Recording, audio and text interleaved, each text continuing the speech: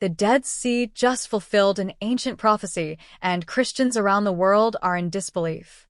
So, what exactly happened, and more importantly, what's going to happen next? Before we answer those questions, take a moment to subscribe so we can make God the biggest channel in the world. Now, let's get back into it. The Dead Sea is home to huge sinkholes. These sinkholes are created when fresh water enters below the surface and combines with the salt and silt layers that comprise the white section of the beach. When the salt melts, it leaves behind a massive hole.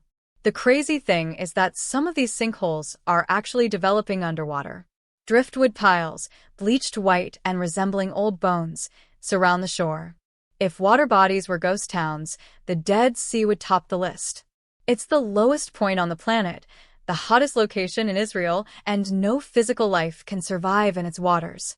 With a moniker like the Dead Sea, one might anticipate a letdown, but the wonder of the place never fades from the memories of those who visit.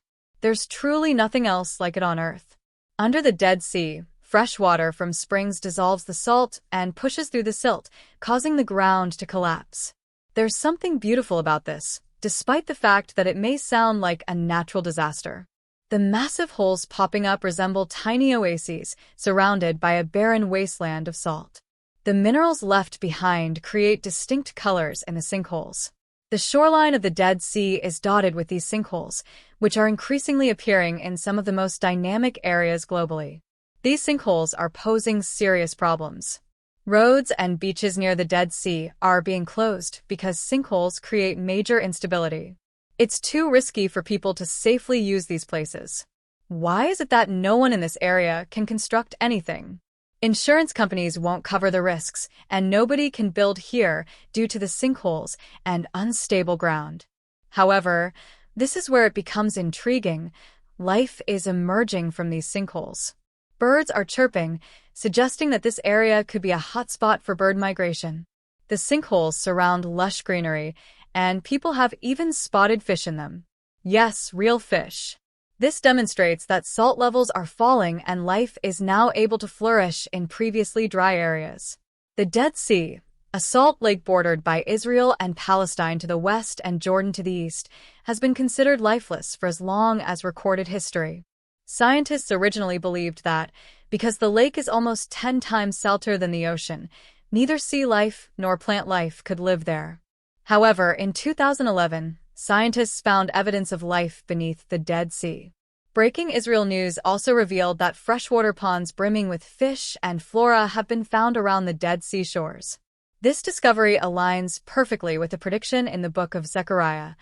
Asterisk, on that day, living water will flow out from Jerusalem, half to the Dead Sea and the other half to the Mediterranean Sea. This will happen for the summer as well as the winter, asterisk. The Dead Sea is to the east of Jerusalem, and the book of Zechariah foretells that waters will flow from Jerusalem to the eastern sea. Ezekiel also describes fishermen working at the Dead Sea and the salt sea turning fresh. A glimpse of this prophecy's fulfillment is occurring right before our eyes.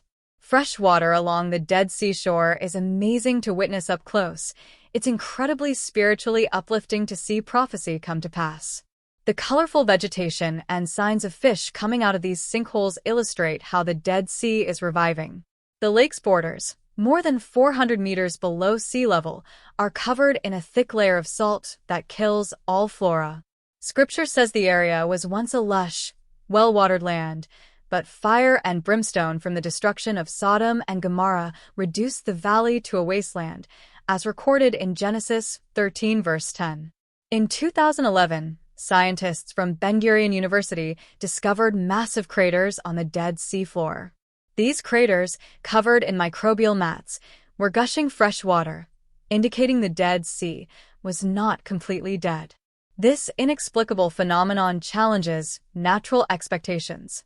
Samantha Siegel, a Jewish American residing in Jerusalem, discovered the significance of these findings during her regular treks along the Dead Sea shoreline. When Siegel first saw fish in the ponds, she didn't immediately connect it to prophecy. However, after rereading the prophecies, she realized the undeniable link. Each time she visited, she noticed signs of life, including fish and ducks, symbolizing restoration. Siegel explained that the Dead Sea, the lowest point on Earth, is known for its buoyancy. Its waters are so saline that people float effortlessly. This buoyancy serves as a metaphor. No matter how low one feels, God will always be there to lift them up. Tourists come to the Dead Sea to experience its unique buoyancy. During the Jewish revolt in AD 68, historian Josephus recorded an event where Vespasian tested the Dead Sea's buoyancy by throwing people into the water, proving no one could sink. Despite its dangers, the Dead Sea rewards visitors with unforgettable experiences. Throughout history, the Dead Sea has had many names, including the Eastern Sea, the Salt Sea, and the Sea of Asphalt. Although the area was once lush and lovely, comparable to the Garden of Eden, God's wrath on Sodom and Gomorrah turned into a barren expanse, symbolizing judgment on sin. The evaporation above the Dead Sea creates a foggy surface, resembling smoke from a furnace, as depicted in Genesis 19 verse 28. However, Scripture assures us that the Dead Sea will come to life again. Water will flow from Jerusalem's Temple Mount during the Millennial Kingdom when Jesus rules over the earth. The Dead Sea will host fishermen, as predicted by Ezekiel 47 verses 8 to 12 and Zechariah 14 verse 8, illustrating God's ability to bring life from the dead. Ezekiel's vision of a river flowing from Jerusalem to the Dead Sea describes water transforming the saline lake into a thriving ecosystem. Fish, comparable to those in the Mediterranean, will thrive in the fresh waters. Ezekiel's vision also foretells the restoration of Israel's fortunes. Israel's growing economy and prominence on the global stage reflect this prophecy coming to pass. Additionally, a growing number of people believe that Jesus, the Jewish Messiah, will fulfill the prophecy by giving the Jews a new heart and cleansing them of their sins. Approximately 75% of Ezekiel's prophecies and 81% of all Bible prophecies have already come to pass. The final pages of Revelation describe a river of life flowing from God's throne, symbolizing the restoration to come. The Dead Sea coming back to life is a powerful illustration of God's promises. As we witness these events unfold, it's clear we are living in momentous times, with biblical symbolism pointing to the return of the Messiah.